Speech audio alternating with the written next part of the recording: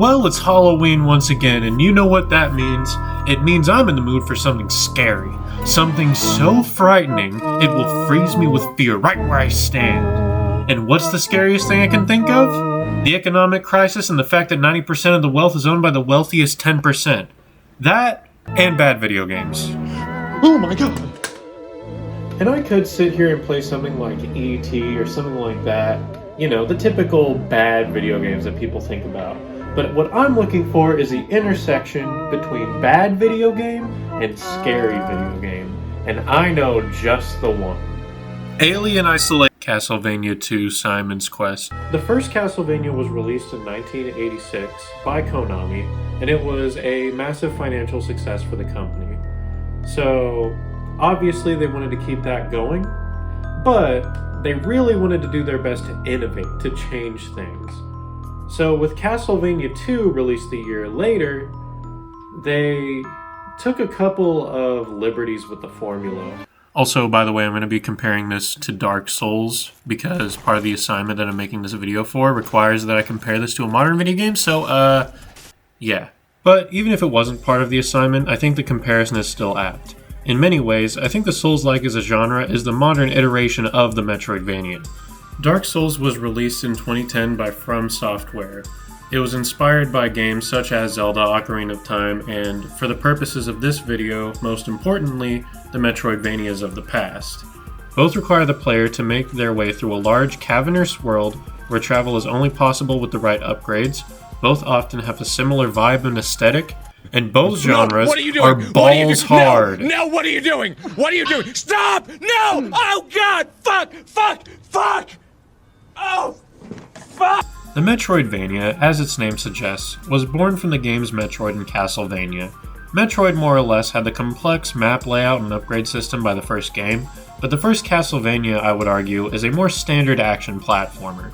It wouldn't be until Symphony of the Night released on the PlayStation that the genre would really reach its zenith. That being said, the first time the Castlevania series really became a true example of a Metroidvania, in my opinion, is with Castlevania II Simon's Quest. So this is that Metroidvania thing that everyone's talking about, huh? This game sucks. Yeah, this game is a mixed bag. Let's start with the positives, and let's start with why the game is so significant even to this day.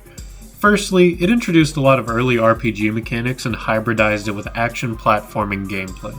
This included a level system, towns where you could talk to NPCs, different patterns of behavior depending on if you've been to the town before or what time of day it is, a save system, which wasn't the norm back then, and it was one of the first games to introduce a day-night cycle, which we will talk about later. Zelda 2, another controversial entry in a landmark series, would take many gameplay elements from Simon's Quest and incorporate it into the Zelda universe. Including all the shitty stuff that sucks. Really? So you're telling me that the only thing I get after beating this level is Dracula's rib? I possess it? Huh? I think now's a good time to bring up Dark Souls again as a comparison point. Many of what Simon's Quest would begin to incorporate shows up here, polished and built to perfection. One of the negative aspects of Simon's Quest is the lack of reward for getting past hard areas. There's not many boss battles, the gameplay can feel very monotonous at times, and, I'm sorry, but possessing Dracula's rib doesn't mean much to me story-wise. Dark Souls makes the same general gameplay loop feel rewarding and adequately challenging. There's at least one main boss in every main area, and you're rewarded with facing the boss by either getting an item, advancing the story, or unlocking some access to some new area. Simon's Quest, meanwhile, rewards you by making you wait 20 seconds for it to turn to day! Yeah, one of the annoying things about Simon's Quest is the day-night cycle. As ambitious as it is, I'd say it detracts more from the experience than it adds. It tends to break the immersion by stopping you dead in your tracks. Enemy positioning can change during this time, and I have died multiple times from enemies randomly spawning when nighttime begins. Also, better make sure you're not standing next to water, because Simon can't swim. It's an insta-kill. If you've ever been annoyed by the Blood Moon in Breath of the Wild, blame this game for starting it. And look, this effect is so obnoxious that it's bleeding into the real world. Yeah, that's right. It was day not too long ago, but now it's like the middle of the night. And no, it's not just because I'm filming this video later and I'm trying to come up with a good reason for it. It's just how it is. It's just how it is. The break in Dark Souls gameplay, meanwhile, is purposeful and well thought out. The game is broken up by the player finding bonfires, which heal the player and restore items, as well as serving as a save point. The whole map is expertly designed around the bonfire system. Firelink Shrine is the main safe zone you return to. The whole world map is essentially a series of three-dimensional figure eights that constantly rotate back towards Firelink. Simon's Quest map, on the other hand, is not that well designed, even in comparison with its other 8-bit peers. I get that it was trying to have an open world on a 2D plane, and that's hard to design. All I'm saying is, at least Zelda 2 had the good sense to include a minimap. So I am confusion. Why is this one good design, but this one is not good design? America, explain! The combat between these two games at its core is fundamentally the same. You beat the enemy with a weapon until it runs out of health.